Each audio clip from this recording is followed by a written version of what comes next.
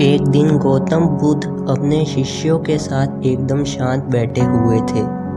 उन्हें इस प्रकार बैठे हुए देख शिष्य चिंतित हुए कि कहीं वह अस्वस्थ तो नहीं है। एक शिष्य ने उनसे पूछा कि आज वह मौन क्यों बैठे हैं, क्या शिष्यों से कोई गलती हो गई है। इसी बीच एक अन्य शिष्य ने पूछा कि वह अस्वस्थ है, पर बुद्ध मौन रहे। तभी कुछ दूर खड़ा व्यक्ति जोर से चिल्लाया, आज मुझे सभा में बैठने की अनुमति क्यों नहीं दी गई है। बुद्ध आंखें बंद करके ध्यान मग्न हो गए। वह व्यक्ति फिर से चिल्लाया, मुझे प्रवेश की अनुमति क्यों नहीं मिली। इसी बीच एक उदार शिष्य ने उसका पक्ष लेते हुए कहा कि उसे सभा में आने की अनुमति प्रदान की जाए। बुद्ध ने आंखें खोली और बोले, नहीं, वह अछूत है, उसे आज्ञा नहीं दी जा सकती। यह सुनकर शिष्यों को बड़ा आश्चर्य हुआ। बुद्ध उनके मन का भाव समझ गए और बोले, हाँ, वह अछूत है।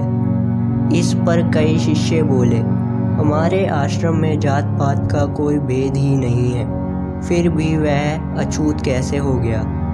तब बुद्ध ने समझाया, आज वह क्रोधित होकर आया है और क्रोध से जीवन की एकाग्रता भंग होती है। क्रोधी व्यक्ति प्राय मानसिक हिंसा कर बैठता है, इसलिए जब तक वह क्रोध में रहता है तब तक अछूत होता है। इसलिए उसे कुछ समय एकांत में खड़े रहना चाहिए। क्रोधित शिष्य भी बुद्ध की बातें सुन रहा था।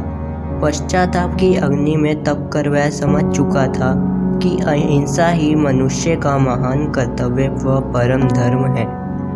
वह बुद्ध के चरणों में गिर पड़ा और कभी क्रोध ना करने का प्रण लिया। इससे हमें क्या शिक्षा मिलती है?